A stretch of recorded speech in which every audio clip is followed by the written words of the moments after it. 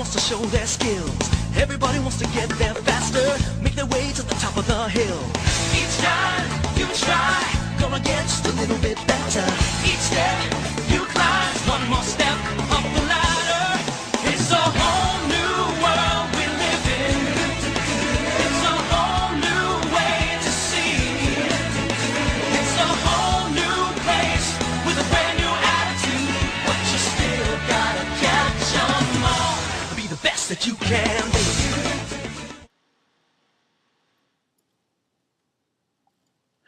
What it do, YouTube? MGM for life here, back again, this time bringing you another Pokemon Online narrated battle. So, yep, we're going to take a break from the playthrough and get into this battle. It was a really good match, so I was testing out a new team that was centered around a Spec Seismitoad. Seismitoad's new Dream World ability is water absorb, so it's actually the perfect Rotom counter, Rotom wash counter. Well, I mean any Rotom in general is the perfect Rotom counter. So I wanted to try out a Spec Seismitoad. So let's get into it. So we lead off with Hippowdon, and I'm going to lead off with Seismitoad, expecting the Hippowdon lead. Now I'm going to go straight for the Icy Wind, predicting the Celebi to come in. Obviously, I saw the team preview, so I know what he had. Kind of disappointed in the amount of damage that Choice Specs Icy Wind did. So it's not a 2-hit KO from here. So if I had Stealth Rocks, it would have been, but I don't. So now I'm going to go into Heatran, expecting a Grass move. Or it really doesn't matter what he has, honestly, unless he has Earth Power. Heatran can take him on. So now I'm going to go for the Stealth Rocks here. And this will kind of ensure a 2-hit KO on the Celebi. So now he goes into his Keldeo, and I noticed that he doesn't have any leftovers. So I'm kind of expecting it to either be Life Orb or Scarfed. And I was kind of leaning more towards Scarf, just looking at his team. And it turns out that the way he's playing it makes me believe that it is Scarf. So I'm going to go for the Tangrowth, switch it in. Then I'm going to go for the Sleep Powder, predicting the Celebi to come in. Either the Celebi or the Heatran. Now that since he went into Celebi, I'm actually going to go for the double Sleep Powder here, expecting the Heatran, him to want to switch into his Heatran to combat my Tangrowth. So that's what I'm going to do. I luckily hit the Sleep Powder. I had really bad luck with Sleep Powder during today, and it was just, I hit 2 in a row, which is actually really, really lucky for me. So now I'm going to go for the Leech Seed, expecting anything really to come in. That even if you brought in Celebi again, I do have the Hidden Power Ice, so I'm really not worried about Celebi at all. Plus it has Leaf Storm, so it can't really do much to Tangrowth.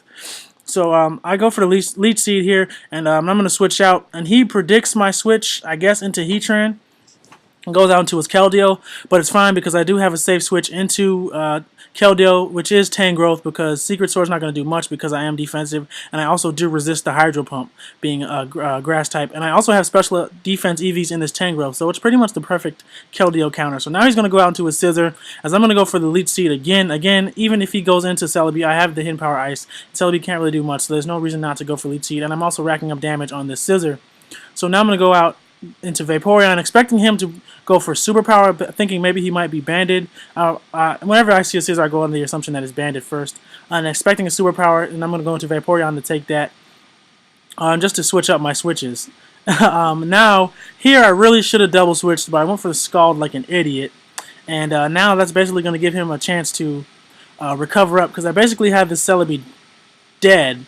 But instead, I went for the obvious Scald here, and then I figured it was okay though, even if he went for the recover, because I do have Choice Specs Gothitelle, and I don't know if you guys have noticed, but I always bring Gothitelle ever since its ability got released. I'm just in love with this Pokemon. So basically, all that's going to happen here, as I'm about to rant about Gothitelle, is that he haxes me out, and I don't even get a single hit off on this Celebi, because I know that Choice Specs Hidden Power Fire would have done a huge amount of damage to Celebi, because looking at how much Icy Wind did, which did about 47, so Choice Specs Hidden Power Fire would have done about 55 max, 52 average, something around there. But anyway, I love Gothitelle. It just handles so many of the walls. Skarmory, Ferrothorn, all that stuff is just out of the way. You don't have to deal with it. Tentacruel is another one that's annoying as hell. I don't leave the house without a Gothitelle. So all of my teams have Gothitelle on them, and I'm not joking. I literally have every single team that I have has Gothitelle on it. Anyway, so now my Gothitelle goes down, switching to Heatran, and I'm going to go for the Dragon Pulse, expecting the Keldeo to come in. A lot of people run Hidden Power Ice on Heatran, but I prefer Dragon Pulse, just because it hits Latios a little bit harder. And Yeah, that's the main reason why, because I hate Latios and Latias as well. So now I'm going to go into Tangrowth again, a perfect switch into his Keldeo, and I can just Leech Seed again. Or actually here I actually double switch, expecting the Scissor to come in. And now I'm going to go for the Choice Specs Hydro Pump and just barely fail to KO the thing, as he's going to go for the Bug Bite and doesn't do much to me. Now I'm going to switch back into Heatran, expecting the Celebi to come in, but he goes for Roost instead. And that's fine though, really, because I don't really want that Celebi to come in for free. So now I'm going to go for the Fire Blast. He switched down to his Sleeping Heatran. Really don't care about that since he does have a turn of guaranteed sleep. So this is pretty much a free switch for me. So I'm going to switch into Terrakion. The only thing on the team that really wants to take a close combat are Celebi and his Hippowdon. So I'm going to double switch into Seismitoad, predicting the Hippowdon to come in. And he does go for that Hippowdon. And he's pretty obviously here switching out. So I'm going to go for the Icy Wind. Why was it so hard to say? Nope, I don't go for Icy Wind. Should have. But I went for Hydro Pump. Oh, I went for Hydro Pump because I thought that the Icy Wind was kind of an obvious prediction. And I know that Hippowdon can survive an Icy Wind, and he does not have his Stealth Rocks up. So I thought maybe he would predict me to predict the Celebi and go for Stealth Rocks as opposed to switching out into Celebi. But he does just go straight into Celebi, and that's fine. So now I'm going to go into Heatran, and I'm going to go for the Dragon Pulse, knowing that he's going to go bring in his Heatran, but I just wanted to get some damage on it before I switch out. And I'm going to go into Terrakion again because this is a free switch. So now I'm actually going to go for the close combat. Don't care what he switches into. I just want to get some damage on something. And he goes out into a Hippowdon. I also kind of half predicted him to maybe switch into, I don't know, Keldeo or something, predicting my switch into Seismitoad, but that didn't happen. So now he's going to go to his Hippowdon. Wow, I'm stuttering all over the place.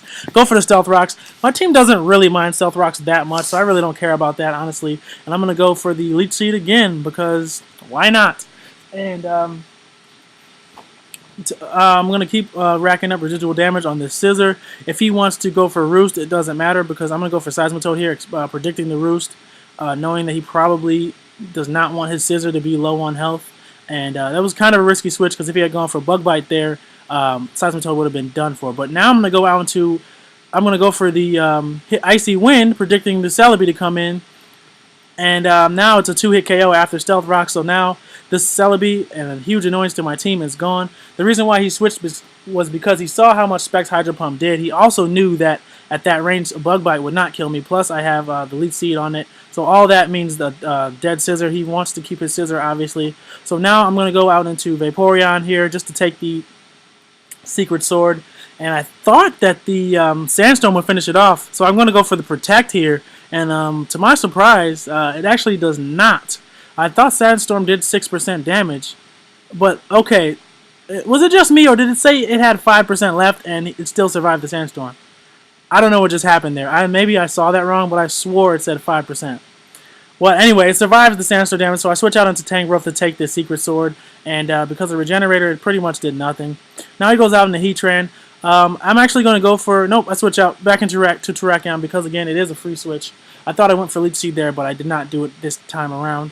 And I really don't care. He can keep switching in Heatran because he's racking up Stealth Rock damage, and Leftovers is not recovering enough back, so it's still taking damage, though not as much as it normally would have if it did not have Leftovers, but it's still taking damage, so I'm fine with him bringing that in. And it is guaranteed one turn of sleep, so as I said, I do have a free switch. So now I'm going to go out into Seismitoad. I knew he was going to slack off here just by the way he was playing. He's playing very, very safe, and it's ultimately going to be to his downfall because now I have a free Hydro Pump. I can hit something and destroy something with Specs Hydro Pump, and nothing on his team wants to take it, and as long as I don't miss, something's dead. So now he goes out into a Stoutland. Seismitoad is a huge threat to his team, so I'm not going to let it go down. I'm going to let Vaporeon go down because I really don't need it. And yeah, so his Stoutland also reveals to me that it is Life Orb, so that's some good information. Now I'm going to go into Terrakion. My Terrakion is Jolly Scarfed, and Jolly Scarfed Terrakion can outspeed Adamant, Sandrush, Stoutland, so that's why I went into Terrakion, even though I know it has the Sandrush ability, and it also probably has superpower. So now here what I'm going to do is I'm going to switch into Tangrowth, knowing that he's probably going to go for the Earthquake and not the Slack Off, expecting my Seismitoad to come in, but Tangrowth is a pretty safe switching to Hippowdon as well. So now what I'm going to do is go for the Leech Seed, knowing that it doesn't really matter what he switches into. I'm going to get some HP back. And I hit every single Leech Seed, which is pretty lucky for me because, as I said earlier, I was not having the greatest luck with non-attacking moves this day. So now I'm going to go into Seismitoad. Again, it's a free switch, and he can double switch if he wants to, but he's going to stay in. That basically gives me more HP on my Seismitoad. And again, something is dead, so he has to stay in here or switch out. And he decides to switch out, I guess, so that he could preserve his sleeping Pokemon, so I couldn't sleep something else. But honestly, I think that was a questionable play. He probably... Well, I don't really know. It's really hard. That's a really tough decision to make, honestly. So now I'm going to just let Seismitoad go down now because sleeping Heatran is really not threatening at all. And now I'm going to go out into Terrakion. I'm thinking I have the game here. But it actually turns out that he outspeeds me. So that tells me that he's actually Jolly with Sand Rush. So I'm guessing he runs Jolly just so he can outspeed threats like Scarf Terrakion. So now I'm going to go out to Tangrowth, though. I know that Tangrowth can take Stoutland all day, and I'm going to go for the Leech Seed again because I can get residual damage on the Heatran, and I can just suck the health away from Stoutland because after the attack drop, Stoutland definitely can't touch Tangrowth. So now it's basically 2-on-2, and I pretty much have the game in the bag. I went for the Leech Seed here, expecting him to want to switch out back into Stoutland, predicting my Heatran to come in to go for a superpower, but he doesn't do that. So now I'm just going to go on to Heatran. So pretty sure if he wakes up, he's going to go for Fire Blast anyway. So now, basically, the game is mine because as long as even if he wakes up, he's going to die in 2 turns. But he actually does stay asleep here. Because I know I can take an Earth Power. This looks like a specially defensive Heatran because typically Heatran with leftovers are specially defensive nowadays. So I'm pretty sure my Heatran, which is max special defense, can take 1 Earth Power from an unboosted or not EV'd, not special attack invested Heatran's Earth Power. But that he doesn't wake up, so we'll never know. And actually, Heatran survives a superpower, Life Orb superpower from Stoutland. That kind of confirms that it's definitely not Adamant, because I'm pretty sure Adamant would have killed. So that's going to do it for this battle. That was a good game. I'm not even, what is it, McDanger? Strange name. I don't understand what's with the CG in the parentheses. Well, I don't know what's going on with that. But anyway, great game, McDanger. Viewers, rate, comment, subscribe. I'm out of here. Deuces.